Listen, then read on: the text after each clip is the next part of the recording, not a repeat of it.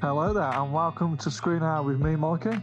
And with me, Kieran. So this week's episode is a long-awaited episode for many reasons. We've hinted towards it and said it's coming up. But I've been looking. This has been my most hyped game for the year, and we're going to be covering God of War Ragnarok. So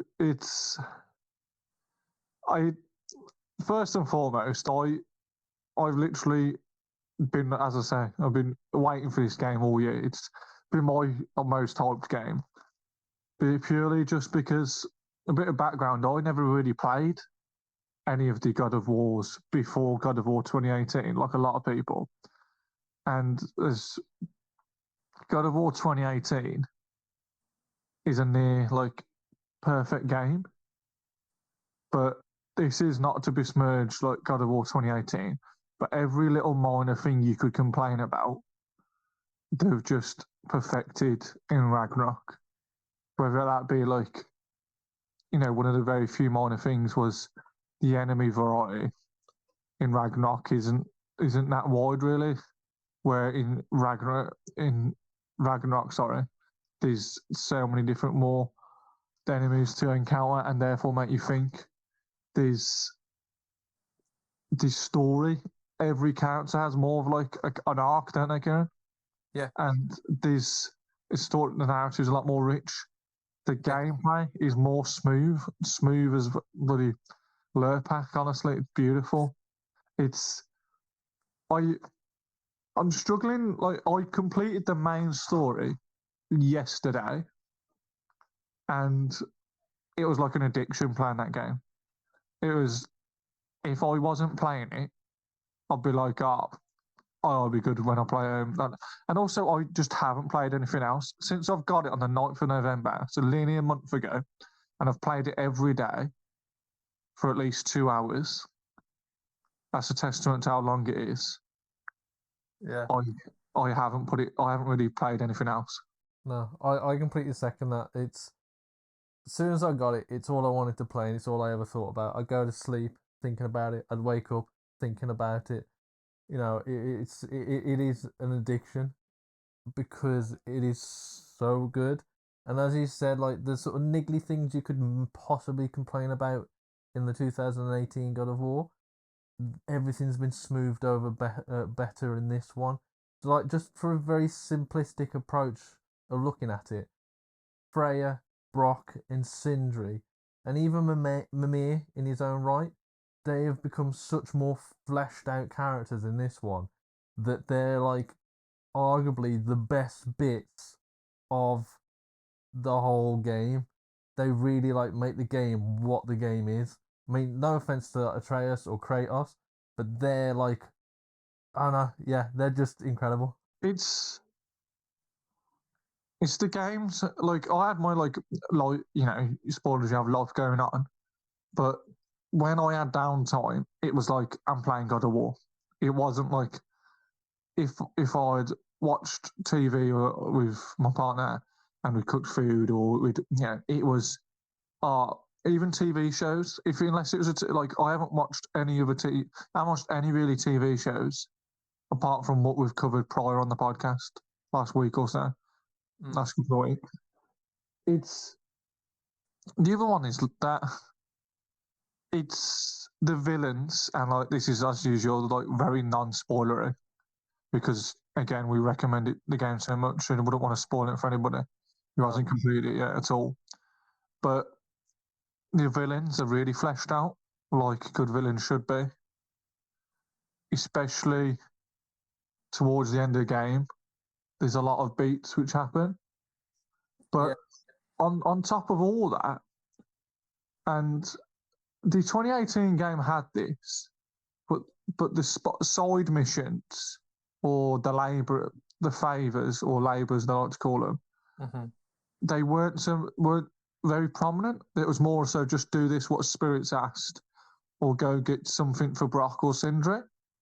Where in this, there is some really big side quests. Well, they start off as little things, and then it becomes a bigger quest the more you unravel it. To the point where I discovered it just before I finished the game, where you do something like in the last 75% of the game. There's a side quest You know about where you follow the pig? where you fight the dog. Yeah, No, it's like a pig or a boar or something, isn't it? no, it's a dog. It's just a big fat pug. Like that opens an area of the map which is huge, and that is pure side content. Yeah, And it's just it doubles them. It's like it's another 50% of the map. Well, and yeah, it's the same size of the map you've already unlocked again. yeah, exactly.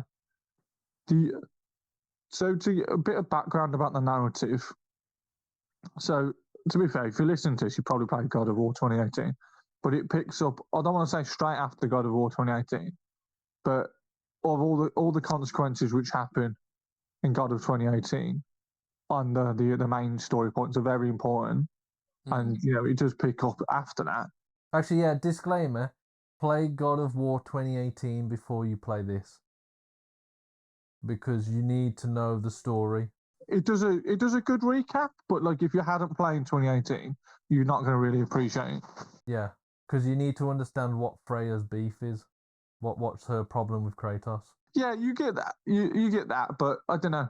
But it makes more sense, especially with the opening scene. You're like, who's that woman attacking us? You know. You definitely do appreciate it more. Like I watched the recap, even though I completed God of War 2018 literally in October.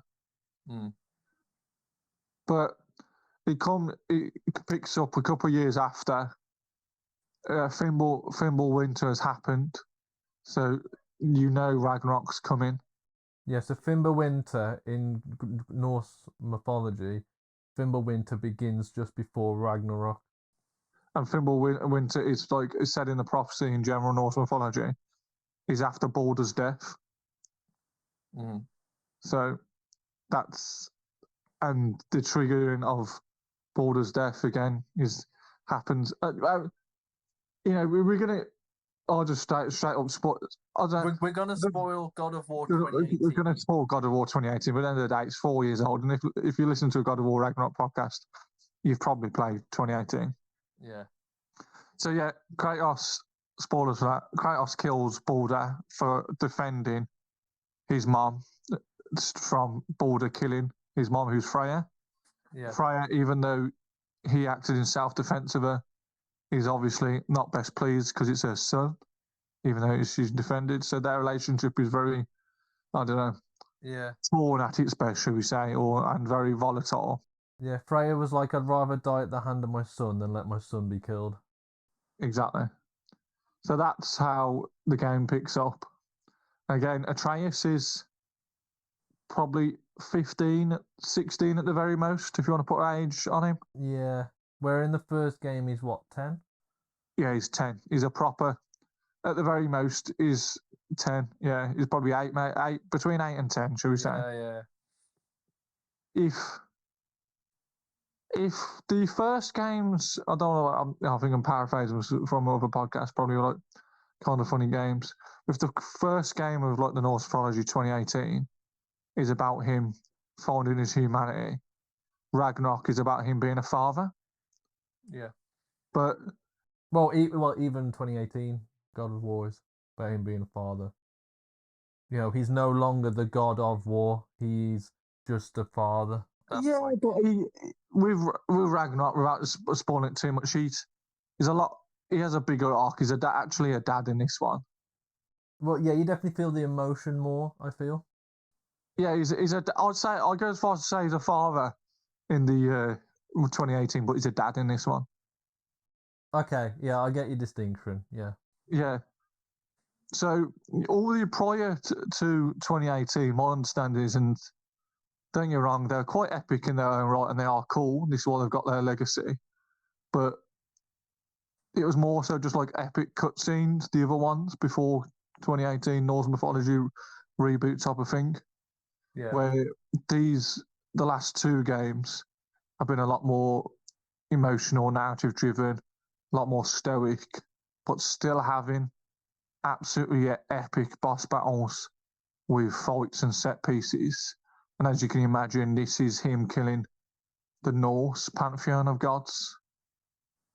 and who he killed. Again, we don't want to spoil it even more so of 2018, but who he killed in 2018 has brought him quite the reputation with the Aesir gods of the Norse gods.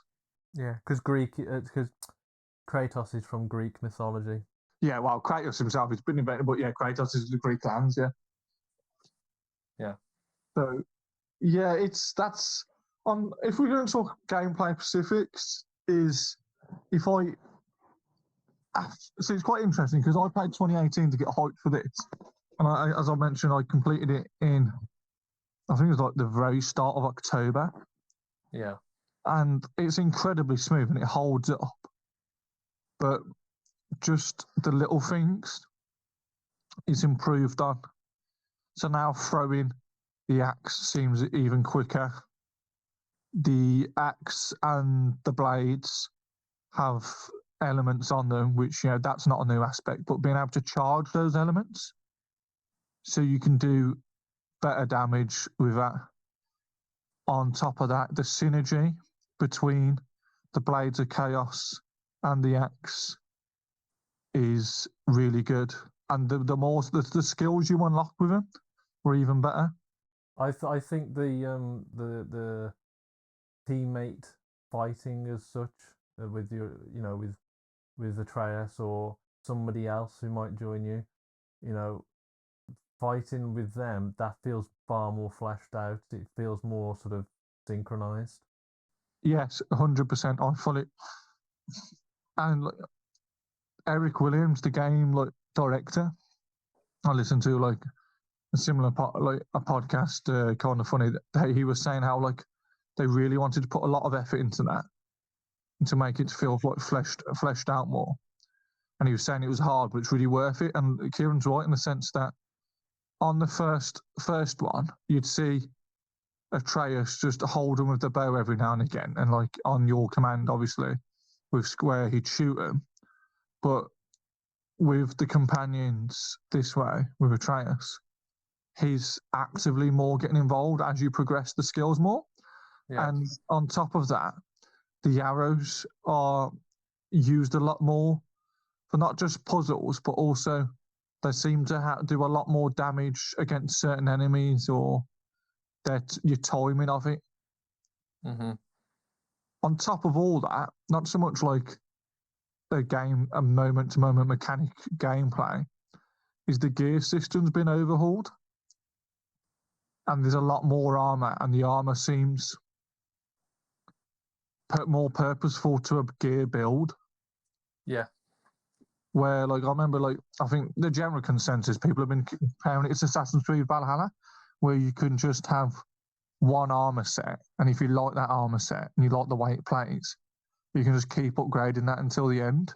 And you can very much do that with God of War, with Ragnarok. Yeah. To the point where some armors are better than others, but if you'd like that certain armor, just you can just use it, take it all away.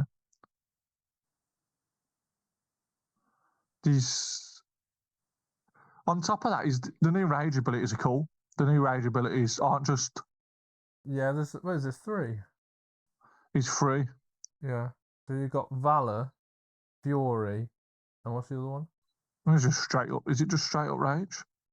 Yeah, I think it's just straight up rage, I think. Or is that Fury? No, I think... No, Wrath. Yeah. Valor, Wrath, and Fury, then, isn't it? Yeah. Fury must just be the one where... I'm pretty sure Fury is just the one where you press it, you get around punching people like you did in 2018. You're doing the big slams. Then Valor is you press it and your heals a chunk of your health. And then Wrath is you do quite a lot of concentrated damage onto one target, then you get a bit of health back. Well, it's more of your next attack with your weapon will do sort of double damage sort of thing. Yeah, it does a shitload of damage, Yeah, and it splits into blocks rather than just the whole bar draining. You get 3 different blocks of the bar that drains, so you've got 3 uses of it. That was, to be honest, Wrath was the one I used the most. No, because I'm more tanky build, I was always using Valor. Oh, you're always healing up, were you? I was healing up. Even like now, that my like armor set is just based on getting up in their grill and just attacking non-stop.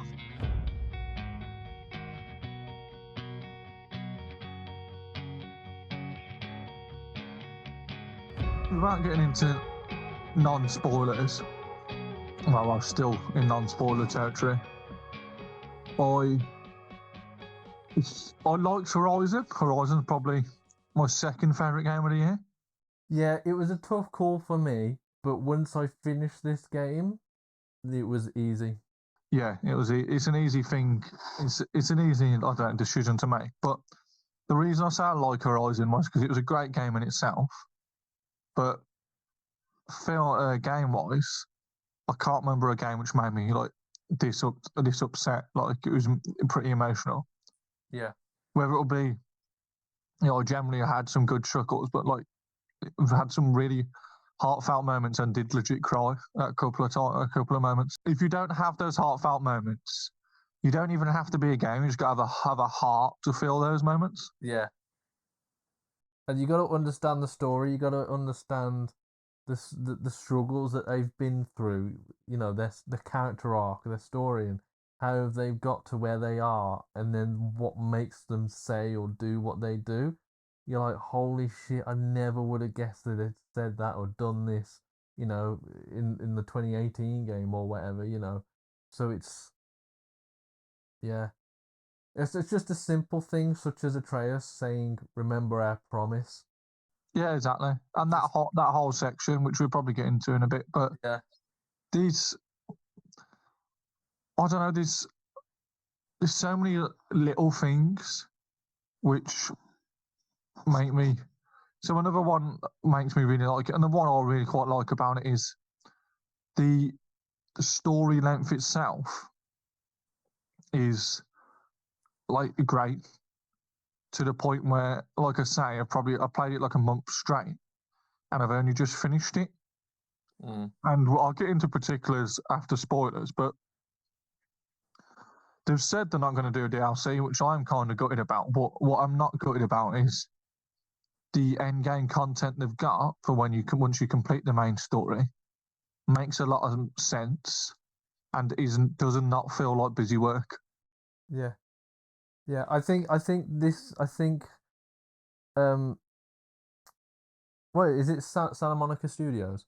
That's it. Yeah. They've gained so much respect from me. I mean, I don't know how much that's worth, but they've gained so much respect from me for just this game and the effort and detail they've put into this game, and the fact that they're like, we don't want to do DLCs or any more add-ons or anything, or the story is what it is. It's everything's in the game that you need, and the thing is, everything is in the game that you need to enjoy the game. It's not like here's optional extras that cost more for additional bits of story beats or whatever. Everything's in the game that you pay for. Yeah, and I understand. Like, I 120% agree with what Kieran's just said, and on PS5 in particular, it's £70.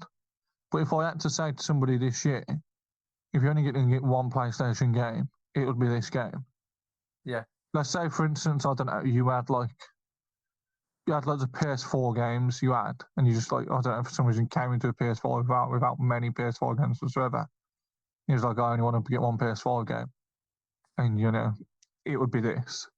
Yeah, if you're going to spend full price on any game, like, ever, this would be it. It's, I'm trying to think, like, again, this is, testament to how good it is. I'm clutching at straws to think of any like real negative criticism. I only have one criticism, and that's literally just being picky.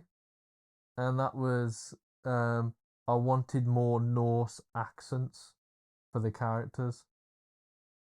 Like, because I mentioned that from the beginning, like Odin's voice actor, like that's his actual voice, and it's like it's a great performance. There is nothing wrong with it. It's just I'm being nitpicky. I want more of a Norwegian accent, but that's just it. Just sometimes you can just hear like an American twang here or there, and it doesn't take you out of it, but you're like, oh, they were this close to greatness. You know what I mean? So it's tough sometimes, but I think everyone absolutely nails their performances. Like accents aside, their emotions, the way the lines are delivered, it's so well done. Like by every single person that's contributed to this entire game, no matter how minor the role, like nothing was shit. Everything fit. Everything was great. Even like just the little details, like just whether it be like loads of little writing bits, or like I'll touch on even more in particulars in a bit, but loads of little writing bits is absolutely pure gold. Every mechanical, the sound, like the performances, everything you needed from a performance, the motion capture, the acting crew, Christopher George, Sonny who plays Atreus, like loads of it is, I don't know, it's absolutely Yeah. gold. Yeah, you could totally see the performance captures. Your HBO dramas, your big blockbuster BBC dramas, you can see the effort they've put in. Yeah, You no, really can. no doubt. The I mean, you mentioned the music. The score for this game is fucking incredible, right? So it's created by Bear McCreary. Bear McCreary's done a lot of like TV shows and stuff like that, a bit like Ramin Djawadi. The one that always comes to my mind is Outlander, because that's got a great musical score. And it's the same sort of music in a little bit of a sense, but it's also the music is also featuring the voice of Eivor, who is I think they say Faroese. I think I could be wrong, but she's from the Faroe Islands, um, and she does a lot of sort of strong Norwegish or Danish sort of vocal music and songs and stuff. And I've actually listened to her stuff for quite a while, because she used to do well. She did the score, well, helped do the score for the Last Kingdom, which is on Netflix, which is following the path of Utrecht of Bebenberg. That's Scottish, that was. all right, Yeah. But it was a Utrecht of Babambach. It's the way he says Bemba is different, but yeah. But basically, yeah. So that's sort of like that's all about Vikings and the Norse mythology, and she's just got that voice for it. And then I recognized her voice in this. I was like, holy shit, that's Eivor. She's literally got one of the best voices for singing I've ever heard. Like she's so controlled. Um, but like just the score in this is just incredible. The emotional beats for every sort of melody and rhythm is just incredible. Like I've listened to the song just in the car, like different parts of the soundtracks and stuff in the car, because it's what Santa Monica Studios done is create like a world. You know, they don't just create like a game; they've created a world and an atmosphere, and just uh they've created an experience. It's not a game, it's an experience. the score just it feels intense and then it feels harmonic when it needs to be. It always feels stunning. Like I played like 90% of the game with my like earphones on, and it's very subtle, and you can hear like everything. The sound design is great. It's on top of all that, not to take away from how beautiful the game looks as well, but it's as Kieran said, it is an experience. I'm just trying to think of general nitpicky stuff, but it would be incredibly nitpicky. I don't know. I generally might be because I'm still very fresh from it, but there isn't really any. No. The There could be more boss battles in it. Would have liked that. Yeah. I would have liked but again, it's a backhanded compliment really because it's just because I enjoyed it so much and I would have liked more boss battles. But what I will get to in spoilers again, another backhanded compliment is I can kind of see narrative-wise why there wasn't as many boss battles. Yeah. I suppose, now very little criticism now. We've done a lot positive. We're just going to full-blown spoilers. Yeah, we're going to lay it all on the line now. Going to lay it all on the line now. Before we do go into the spoilers, literally, please play this game because you will not regret it. Something I will say before we go into spoilers about the game, the gameplay itself, is I've played it on, and I presume Kieran has probably done the same, is Give Me Balance, which is the default, essentially normal. And it does what it says on the tin. And I like that they named it that as well, because you Give Me Balance, because it's not a breeze, but it is quite, it is normal mode. Like, you concentrate, you can get through it. Like, there's no way, like, you're going to play this game and find it really, really hard on Give Me Balance. But I know, like, some of the difficulty levels are impossible. But if you're a casual gamer and you don't play many action adventure games or you don't play many games at all, you can just pick this up. Yeah. I imagine, like, I know I say this as, like, we're quite avid gamers, like, but I can't imagine many people struggling with this. I could probably give it my dad, and, like, after, like, 10, 15 minutes, he'd probably, like, he'd get used to the controls, but he'd complete it, like. I mean, we wouldn't quite get the move set because, sometimes it helps to swap to, the different blades that, like, use the Chaos Blades and then swap to the axe and use that and then lob the axe and then all the different move sets and stuff you can unlock. But to swing the axe and stuff like that, they'd pick that up. It's a very noob-friendly game. Like, I know, funny enough, again, it's a lot of other people's game of the year, and I know Kieran's playing Elden Ring at the moment, which is quite the opposite by all accounts. I wanted to play it because I was intrigued by it, but also because I really want to call this, God of War Ragnarok my game of the year. But I know a lot of people would call Elden Ring their game of the year, so I started playing that. I was going to wait for a sale, but I don't think it was going to happen, so I brought it full price anyway. I've started playing it, and so that's just so I can decide whether or not which one takes the crown. But more on that next episode. Another one, like, we gently touched on it before we go into, like, full on spoilers, so no spoilers just yet, is the characterization of the villains of Odin and Thor and the rest of the Aesir gods, including Heimdall. I've never wanted to, kill a villain as much, but it's absolutely pure gold. Yeah, because most people will think of the Aesir gods, as really friendly people that you want to be friends with and you want to meet and stuff. But when you actually know of the lore of the gods, they're horrible people. Like, Thor is the biggest asshole in the world, but because everyone knows it was Chris Hemsworth's portrayal of Thor, everyone thinks Thor is absolutely amazing and is, like, really friendly, and but that's not. That's not a real interpretation of Thor. That's just a comic book. I've read Neil Gaiman's Norse mythology book, and Thor in that book is just a cocky warrior who, he has very little regard for the humans or, like, people in Midgard or whatever.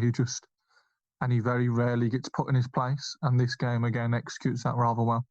Yeah. As well as, again, like, people think Heimdall's, like, sexy Idris Elba, quite charming Idris Elba. In this, he's the most arrogant character I've ever seen in a video game. Yeah, he's on Joffrey level if you want to kill him. Yeah, even more so than that. It's a very good comparison, but yeah, 100%. So yeah, spoilers now. Right. Spoiler time! Spoiler alert. Please get out or stop listening and go buy the game on your PlayStation. Please play the game before we spoil it, because I finished this game 2 weeks before Mikey did, and I wanted to talk to him so much about the spoilers, but I was a good friend, and I was like, I can't do that. I need you to experience it the way I experienced it. So please go and experience this game before we spoiler it. I saw Kieran and I around when we went up the Misty Mountains, very very north of us, go up in Misty Mountains. And he was with our friend, and him and, like, Kieran, I told him to fuck off down the other side of the mountain a bit. Yeah, me and Dykes. Dykes has been on an episode before. He was on the Top Gun Maverick episode. But me and him were talking all about God of War, and we were like, hopefully the wind's not blowing in Mikey's direction.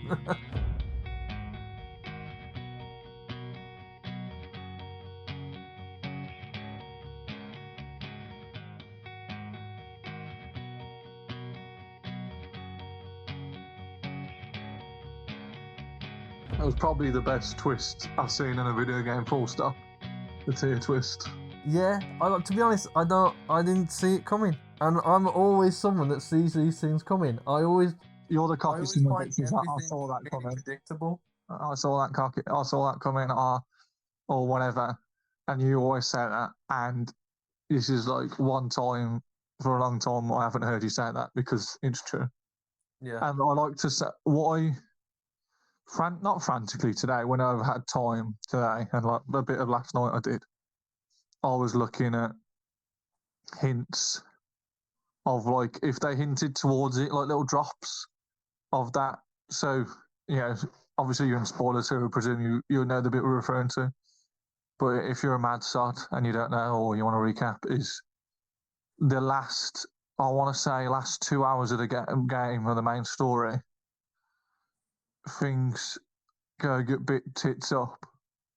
Because they're discussing a plan, and Tyr's there. You rescue Tyr at the beginning of the game, and he's living with you. He's literally there every meeting you go to in Sindri's house when you're talking about a plan of action.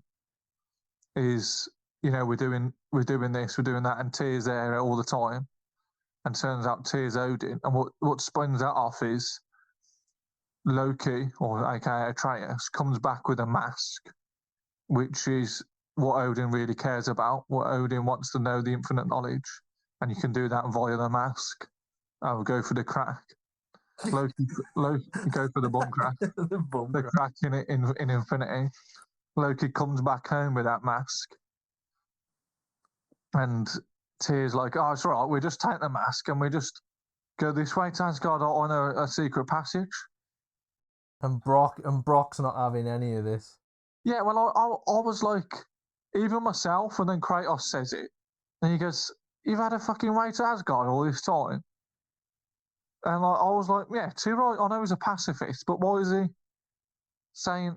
Why is he only just coming out with this? And as Kieran rightly so mentioned, Brock's having none of this, and he articulates it in such a blacksmith way, and he's like, and he's also like very Brock in the sense that he's smart, but he's very blunt.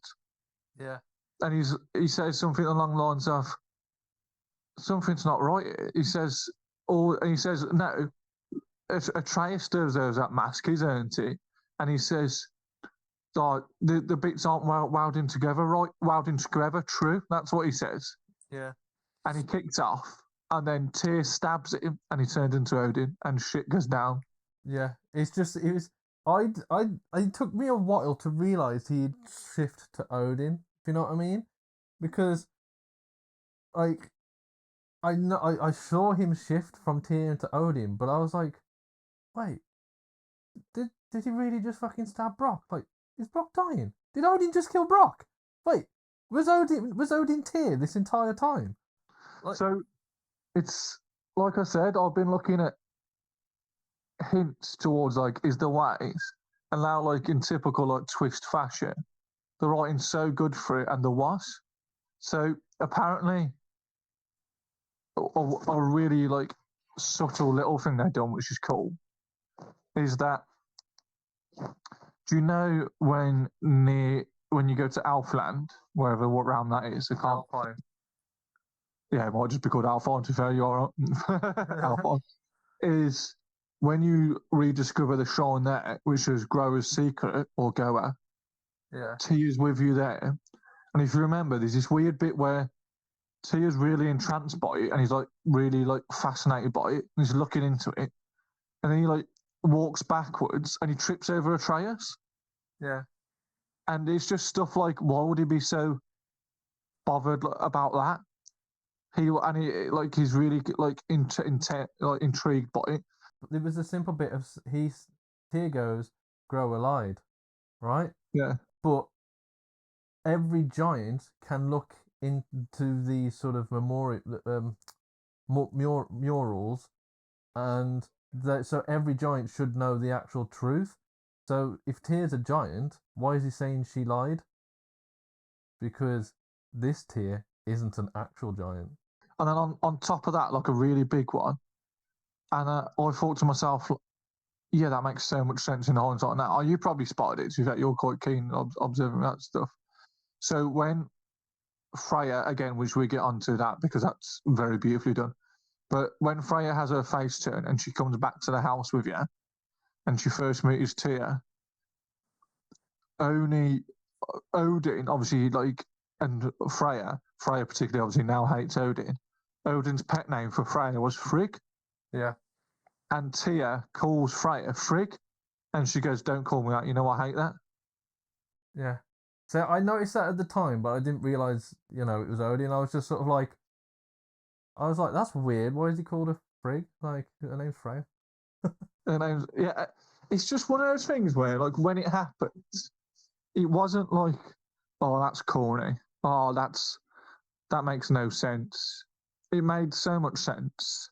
And then on top of that, it also, you never see him and Tyr together at the same time. It makes sense with the broom closet. That's where the Raven came out. It makes sense that he knew everything what was going on because he was there all the time when they was talking. There's loads of other things where I was thinking about it. He always shoots. If you remember throughout the game, he's always shooting down their ideas, isn't he? Yeah, he's always shitting on In them, such no a matter what they diplomatic, say. like pacifist way. He's always shitting on him. And another thing, like I was like, oh, that makes sense because Odin hated Tyr, is that he comes across as like a bit of a pacifist coward. Yeah. So he like makes Tyr look really weak. Yeah. You're trying to cement the fact that Tyr is, away to space and nobody should trust in him. Because he just hates him that much, but then it's because it's not the Tyr wouldn't be as that much of a pacifist. Plus, if he did try to fight in any regard, you'd probably realise that, Odin doesn't have the same fighting power or the agility or the strength or whatever as the real Tyr. That's just a different way of fighting, wouldn't it? It'll be a different. Just you wouldn't like, and I presume like I don't know Norse magic that well or the game's Norse magic that well, but I suppose can you still fight while you shapeshifted? I don't know. Mm-hmm. But it's just that was doing incredibly well. Again, I don't know if because this is the first time we've spoke full of spoilers over the phone anyway. I don't know if you can do this. Again, I was looking into hints and stuff. I found out, again, I mentioned post-game content being really cool. Yeah. One of the post-game content thing is you actually do meet the real Tyr when he's locked up. Yeah, you go to wherever the ravens are, don't you? Like the Raven Tree, and it's like a new little area that's unlocked off there, and he's in like a cell or something. He actually is in prison, like. Yeah. I actually stumbled upon that because I happened to go back to unlock a chest because I killed enough ravens. And then Mimir was like, oh, a new path has been unlocked. I was like, wait, what? Yeah. It was done so well. The twist was done so well. The Freya's face turn wasn't rushed.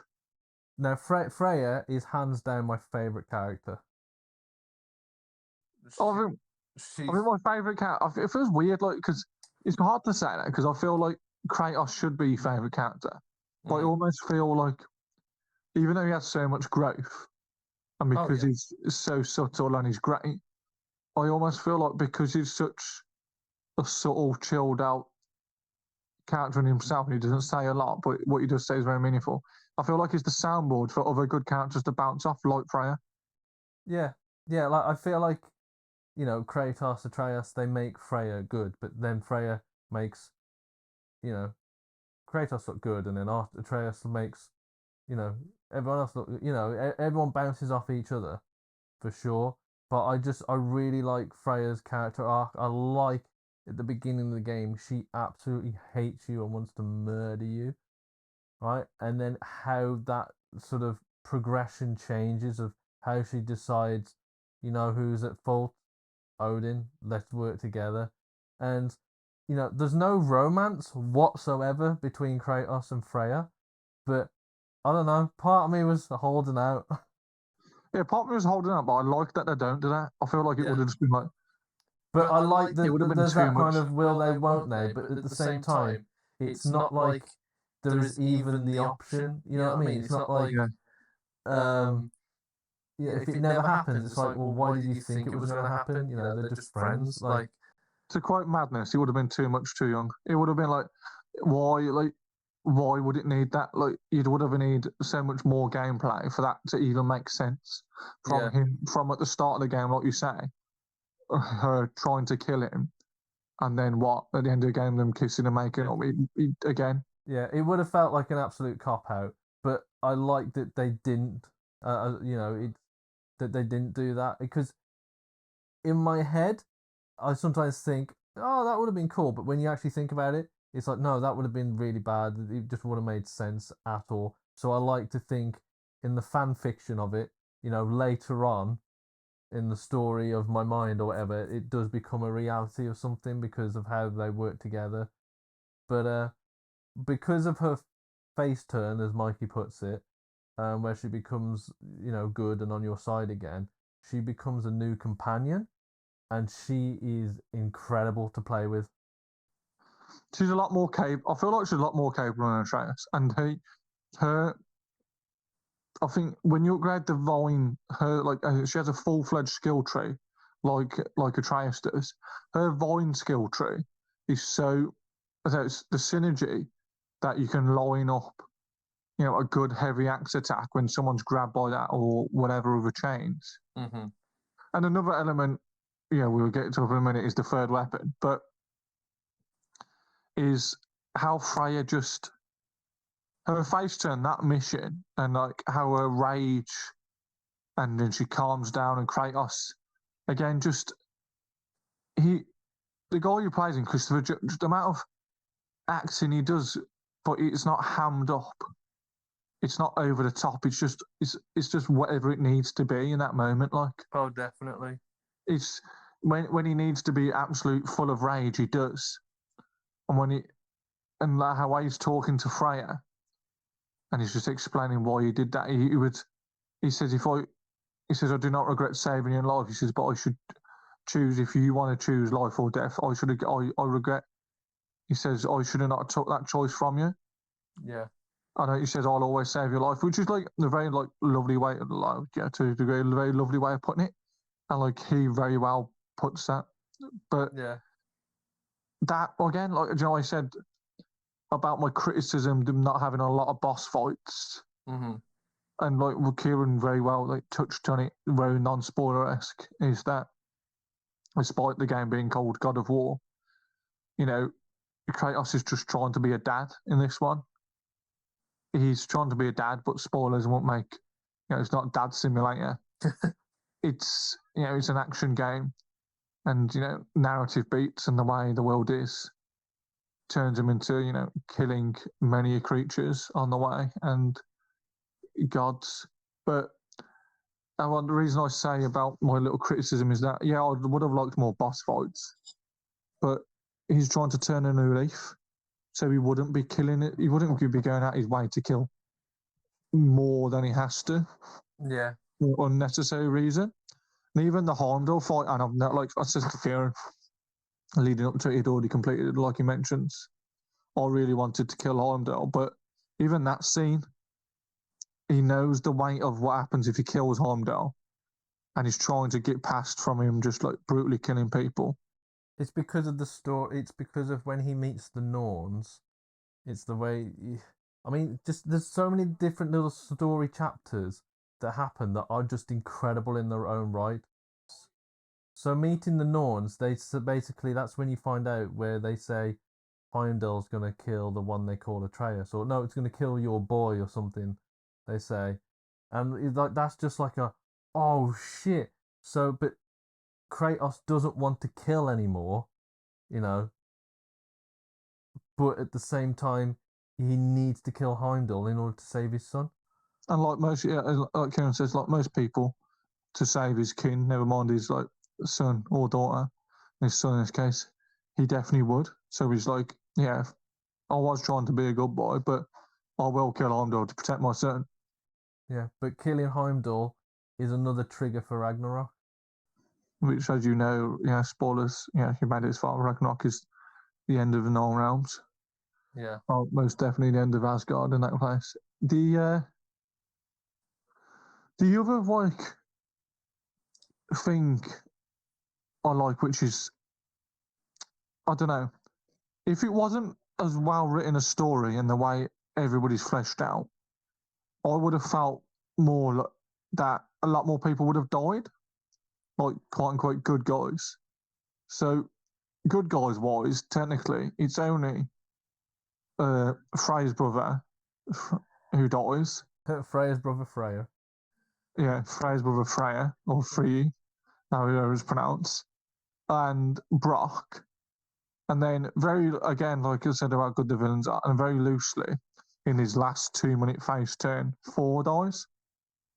If you want to count him as a goodie, which we'll discuss in a minute for a little He's bit. not a goodie for Kratos' sake, is he? He's a goodie. It's not a goodie for family's Kratos' sake, but for his family's sake. But again, this is what I like. They really fleshed everything out. Again, we could talk about this game for hours, but it's after Brock's death, because it's done so well, and more to the point, Sindri's reaction is done so well. I feel Sindri's the character that leaves you thinking about the game for days after you've completed it. Yeah, exactly. But what I'm saying, a lesser game would have felt like it would have had to kill half a cast of characters off to make you feel like that. Yeah. Do you know what I mean? I mean, what they did so well is Atreus would be sneaking off from Kratos, so there'd be missions where you would play as Atreus, and they're good in their own right, because sometimes you're like, oh, I'm not playing as the main character that I've leveled up. This is gonna be boring and shit, But it doesn't suffer from the MJ fiasco in Spider-Man. It doesn't suffer from now you're playing as a character you don't like with crap mechanics, and it's totally alien to you. Atreus has a different play style. Yeah, it's a very quick play style as well. To quote Mission Impossible, he's more of a shrapnel, more of a scalpel than a hammer. Yeah. Yeah. So, but those beats, and then so Sindri's going along with Atreus on these sort of excursions, right? And Sindri's becoming more out of his shell because he was always that really nervous one. He's scared of Kratos, so he was always, and so the fact that he's now working with Atreus behind Kratos' back, basically condemning himself to the rage of Kratos, it's a very interesting character dynamic. And then there's the whole story with finding out that Brock actually died and Sindri had to bring him back, but it sacrificed part of his soul. And like when they do the bit with the lady with the forge, Brock finds out that he can't be seen by her because she only sees things with a soul. And that whole sort of character dynamic, and then he goes back and then he has a word with Sindri and they have a fight, and then Tyr turns into Odin, and then Brock's killed, and then Sindri just sees his whole world crashing down around him like, I've tried to save my brother once before, but this time I can't do it again. And just like, even just the character art, the art on himself, like how his hair's more wiry and messy, and he just looks more disheveled and pathetic and given up and just so pissed off at the world. And it's the way how we have been fighting the entire game to defeat Odin, and then fucking Sindri just comes out of the woodwork at the most important times and gives us some of the greatest little bits of fucking acting ever. And then he also gives us, the tool to progress to the next part of the area, right? And he essentially kills Odin. He essentially does, because his soul is just trapped, and then he just smashes his soul. Yeah, it's like it is one of the greatest character arcs I have seen in a video game for so long. It's what I like, and to be fair, props to the random YouTube comment I saw today. And I don't know their name, I do apologise, but they summed it up quite well. And it doesn't take a genius to figure this out, but Sindri's like grief is, you're angry when you're grieving, but he's very much angry at himself because he can't bring Brack back because he doesn't have soul, and that he fucked that up the first time. Yeah. So he's angry at himself and he's angry at the situation. He's angry at everything, and you can rightfully see. And it's also Eric Williams, the game director, touched on this himself in an interview. Is that what's really interesting is that throughout the entire game, Freya especially, Kratos very reluctantly but knows that Odin needs to have his ass kicked, needs to have his ass handed to him. And then so's Mimir hates him, like everybody hates him. But throughout the game, Sindri's with his allies, but at the very end, everybody else comes to peace with just keeping him in prison and keeping his soul locked up and essentially a marble.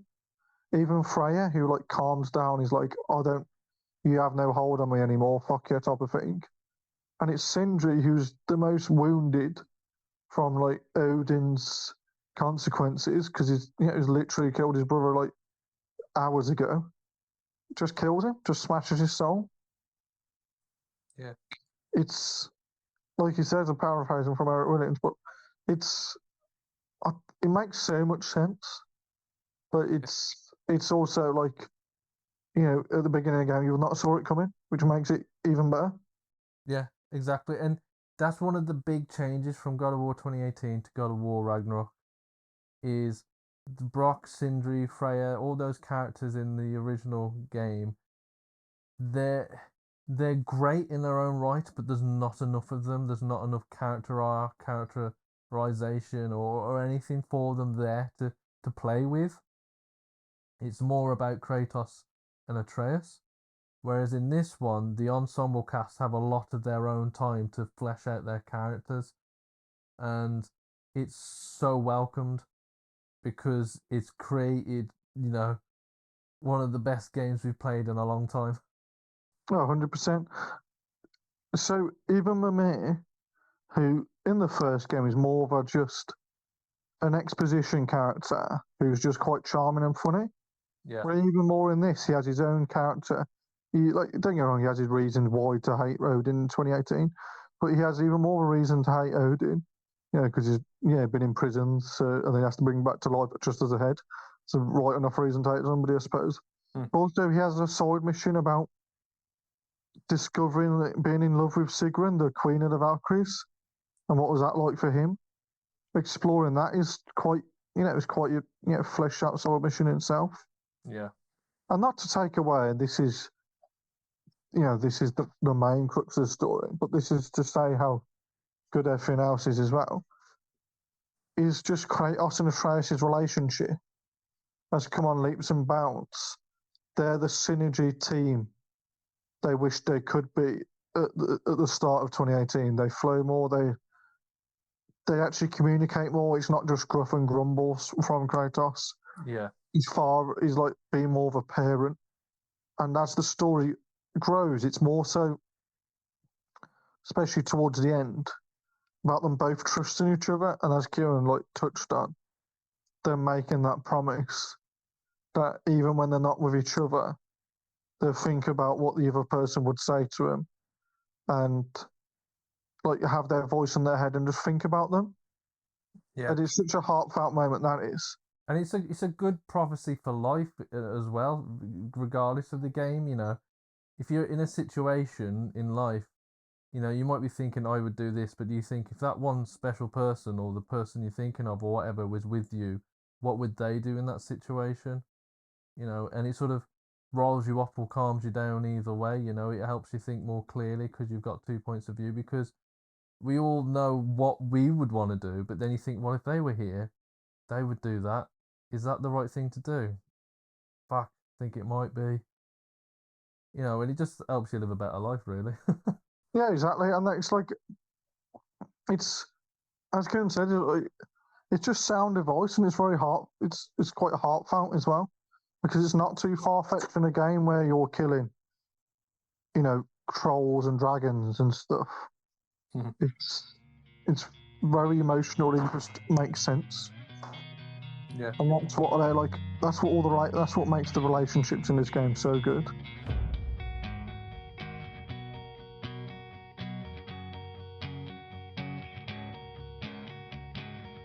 Angerboda is a lovely character as well. The giantess. Oh, yeah, she does need a shout out. She does need a shout out.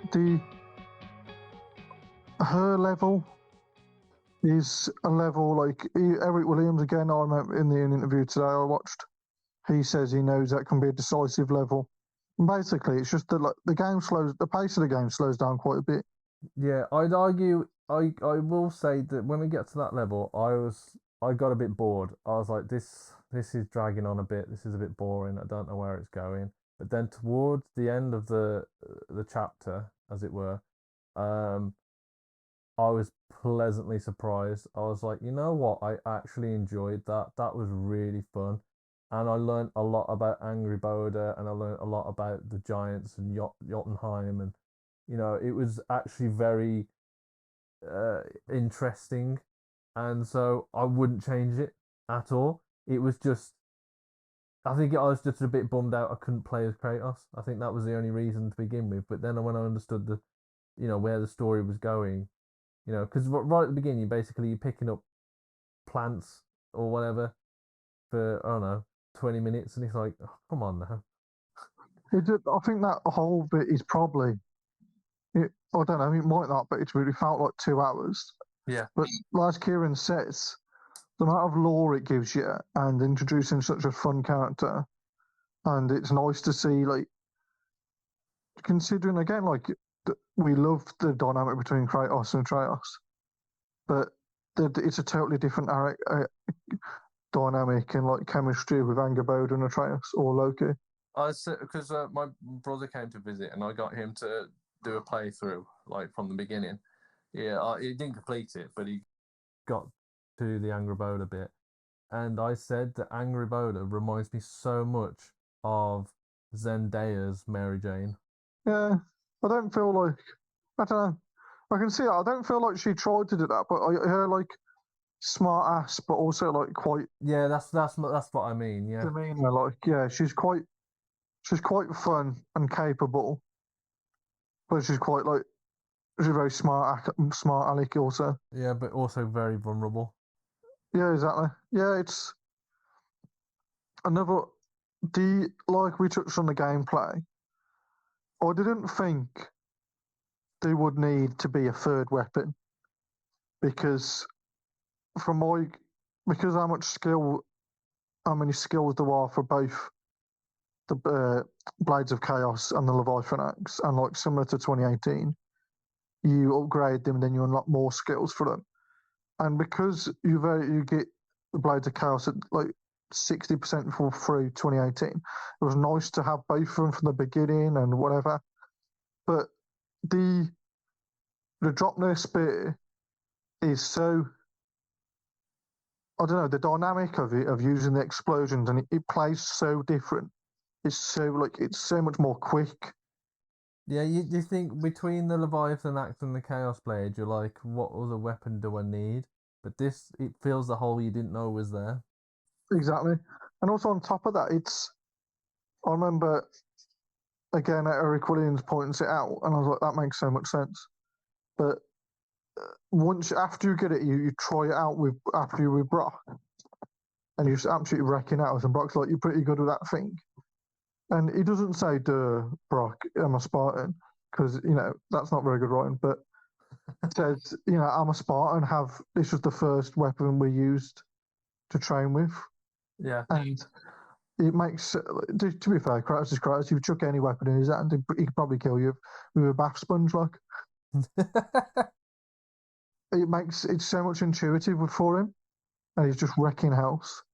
The skills you get for it seem really cool, are really cool. So the one I love I love the one where you jam it into them and you get whatever element they've got on your spear to wreck house with. So the Bifrost little like game mechanic element I like, but I hate getting wrecked by it. So I just nick it off them, and I've got the skill now, which makes me resistant to it. Mm-hmm. So I don't know. It's just loads of little things. I'm trying to think if there's any big narrative beat. That was it. For being an alcoholic, who even though he's the strongest guy, the strongest warrior in Norse mythology, and like a powerful AC in his own right, he gets bullied by his dad, sticks up to his dad, then it's too late and his dad just kills him. Thor could have easily been a one-note character. Yeah. I mean, just the beginning of the game. The beginning of the game is so epic. It draws you, like we mentioned with Dying Light, the first like hour, 2 hours of the game was so boring. We weren't sure if we wanted to play any more of it. But it slowly picked up. Whereas this is the complete opposite. You are just drawn in from the first millisecond, and you're just going with it like 100 miles per hour. I was just so enthralled. It was so epic. Just the music, the action, the dialogue, the story progression, and then out of nowhere, Thor comes down, smashing lightning over your house, and you rush outside, and he's right there, and he goes, "Could I come in for a drink?" And you're like, "What the fuck?" And then you meet Odin, and it's such a brilliant like introduction, and then you have a massive brawl with Thor in the first, I don't know, hour of the game, right? And ironically, Thor is someone you defeat at the end of the game because he's potentially the main villain. So in fact, it's a bit like Boulder, isn't it? Because you fight him at the beginning of the first one and then right at the end. Again, in a way, I feel like do you slag it off because it's similar to 2018, but 2018 is great, and also this one has both the parallels have really good but different story beats, so it's not that close. They're just different. Like that's the only similar thing they have. But Yeah. you've always like props to the guy. Apparently, he was in like The West Wing, as he was a actor, the actor who plays Odin, who's incredibly, I don't know, condescending, but also warm and manipulative, charming bloke who like, in the end is like quite a hard, like threatening, not incredible boss battle, but it's the final boss. You've got to concentrate doing it. He's quite hard. He's quite threatening, like he's quite smarky and threatening when he needs to be, but also when he's with Loki and he's worming his way, that's great. I don't know. I can't think. I can't say enough good things about it. I mean, right at the end, I think there's a lot of emotional beats, but I think right at the end, the bit that got me is, I mean, we've spoiled a lot already, but this is like the final big spoiler at the end of the game. Loki, or Atreus, however you want to call him, he decides to go off on his own adventure. Right, so it leaves Kratos and Freya together basically, and you complete like the end game as those two, and Atreus is nowhere to be seen. And there's a bit right at the end where Kratos is having a big father to son moment, and he says, "Loki goes, but Atreus remains." That bit fucking floored me. That was I was absolutely in floods. Yeah, that bit is really emotional, and like it low-key reminds me of like E.T. when he's like Elliot, and he like Don't points at belittle his it. heart. He points at his heart, and he's like Elliot, and it's like that. It's like Loki goes and Atreus stays, and it's such a because Kratos says it, and he's not like a cute alien. It feels so manly, but also like so lovely. Yeah. He's like Christopher Judge is saying it in his voice. You've got jacked Kratos saying it, Yeah. and the journey they've came on is really like resonated with you. Exactly. I mean, if they ever do a live action of God of War, I really want Christopher Judge to do it.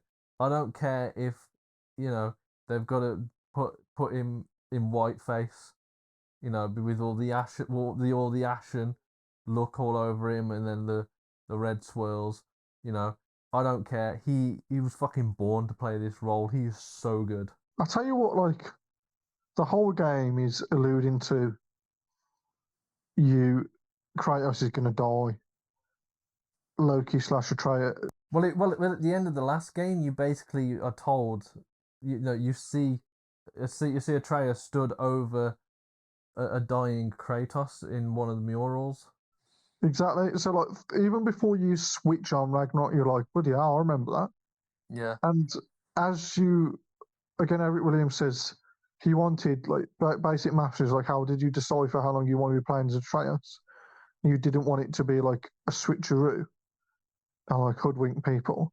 And he says, oh, it's like 25% Atreus, 75% Kratos. And I'm really glad.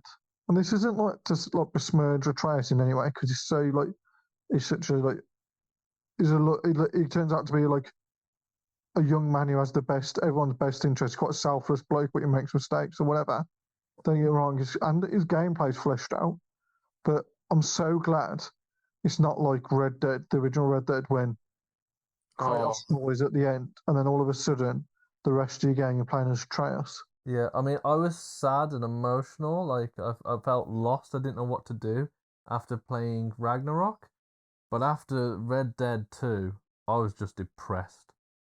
After Arthur dies, I was just in absolute depression. I was in absolute denial. So I never thought of it. Like, obviously, Red Dead 2, ironically, it came out only 4 years ago again.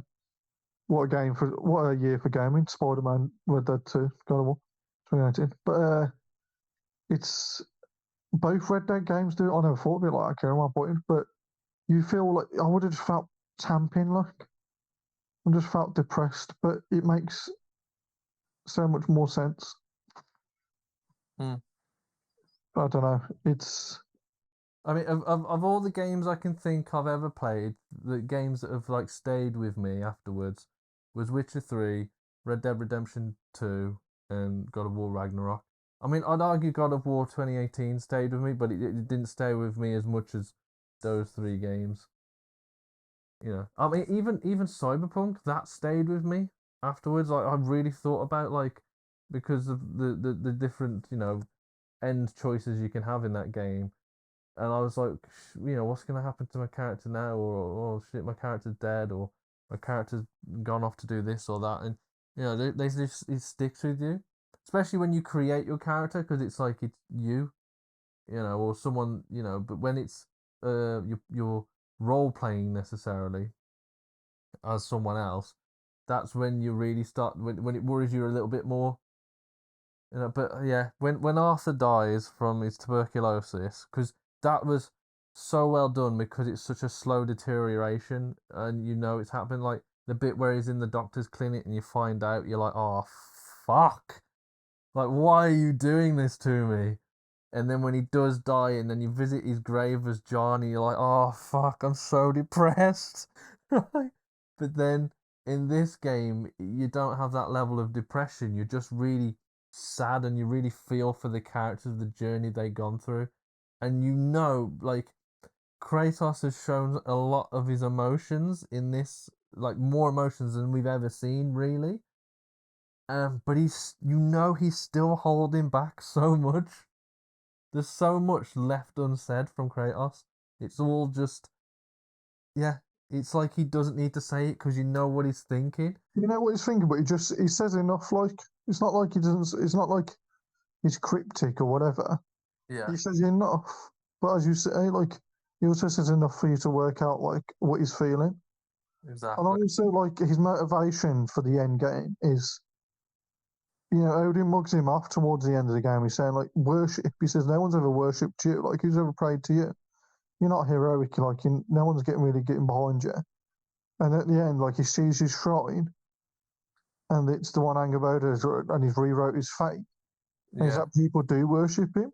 And he says, he doesn't turn around to Freya and he says, people are going to pray to me. I know what I've got to do or whatever. Because he knows that would sound big-headed. That's not him or whatever. No. And Mimir goes, "What did you see?" Or Freya says, "No, what it says," and he just says a path. But because Freya also knows him now, and like they know they're going to go rebuild, they're going to go do some more missions, help people out. That's what's going to happen, and that would then lead into him being worshipped. But he knows what like no, he's a sound guy. Like, he's quite a humble guy. Like he's not the guy he used to be. Mm-hmm.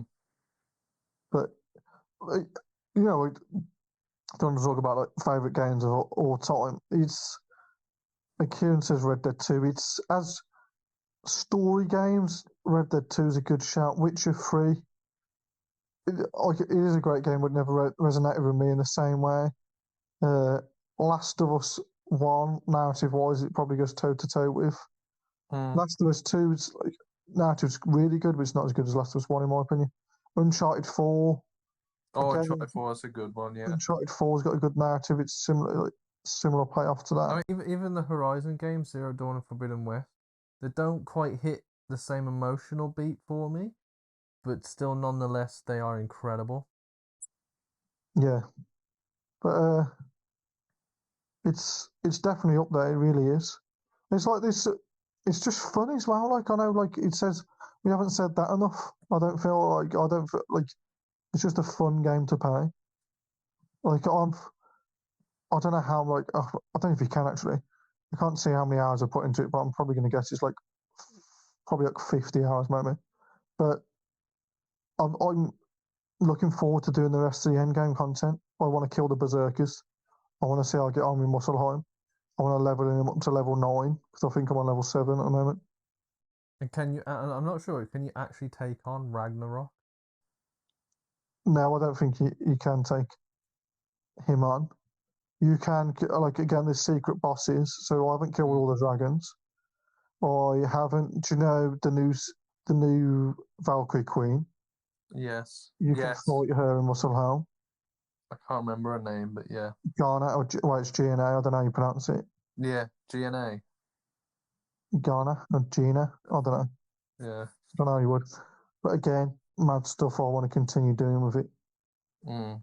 And I also think, ironically enough, is Kieran was the one who completed it before me, but I was the one more hyped than Kieran. We was always going to get it because it was God of War. Yeah, I was very skeptical. I was really trying to manage my expectations because if I get overhyped for something, it's always shit. So I was really trying to like keep myself calm and just be like, it'll be alright. I'm sure it'll be, I'll probably play like it for a little bit maybe, but I'm not asked. Well, it turns out I'm glad I was. Another one, like, just before we go now, is obviously you've got the vibe back. We definitely recommend it. And, I know we're living in a recession and 70 quid. But it's also, it's Christmas time. So if you've got a PS4 or PS4, just ask for Christmas, innit? And, do that. But the reason I say that is I'd want to urge people to get it soon because I was very lucky it never got spoilt for me, and I'd be gutted if it got spoilt for someone who was playing it like. Because I know there's like only real like one real big twist, like we've touched on, like with the tier thing. But there's so many other things. But if I found out the tier thing, I'd be gutted. Like, I was scrolling through my feed the other day, like my YouTube feed, and literally on the thumbnail it says Odin in disguise theory, and then the actual tagline is Odin disguised as Tyr in God of War Ragnarok, and it was like, could you spoil one of the biggest plot points like any louder? Like, and that was just randomly scrolling, and I'd hate for someone to come across that hasn't played the game. yeah. And there's so much more we could say. We won't be doing moment of the week as our little suggestible because as you've probably clocked, it's a lot longer episode than usual. Yeah, we wanted to keep this one short, but we just didn't shut up. We just didn't show up due to how good it is, but there you are. Yeah, so we fully, hands down, recommend it. Yeah, if you couldn't tell. Spoil it now. Spoil it now or ask for Christmas because we're only a couple of weeks away now as of day of recording. Yeah. Well, thank you very much for listening as always. We do generally Appreciate it. Yeah, we do really appreciate it. This will be our last proper episode as well for the year. We'll do one more sort of roundup episode of the year of our previous episodes. We'll do like a little quiz or something along those lines. But that'll be the end of our first season, and then we'll probably be back sort of like on a February time, for the new year basically. And go off with a bang now with some. There's quite a few new things coming out next year, which I'm quite looking forward to. We're somewhat looking forward to playing the new Hogwarts game. And then you've the new John Wick. I want to play. Not play John Wick, but I want to watch the new John Wick. Oppenheimer. I'm looking forward to that. But no, we'll be back like come January, February. But again, we've got another, like, as Kieran says, a roundup episode and things like we've probably missed or just haven't mentioned yet, and also like in typical fashion, because you have like the quote unquote holiday break, we'll end up playing and watching a lot more stuff. Like I'll be going to my parents and I'll just be watching a lot of film with them and whatever. So we'll have a lot to catch up on come January. It's not goodbye particularly in this episode, but thank you as always for listening. Yeah. Listen on YouTube, on Spotify. Thank you very much. Apple Podcasts and Anchor. And Anchor itself. Yeah. Well, we appreciate everything all of you, and we'll see you in the next one. Or rather, you hear us than see us. But yeah. Bye. Goodbye.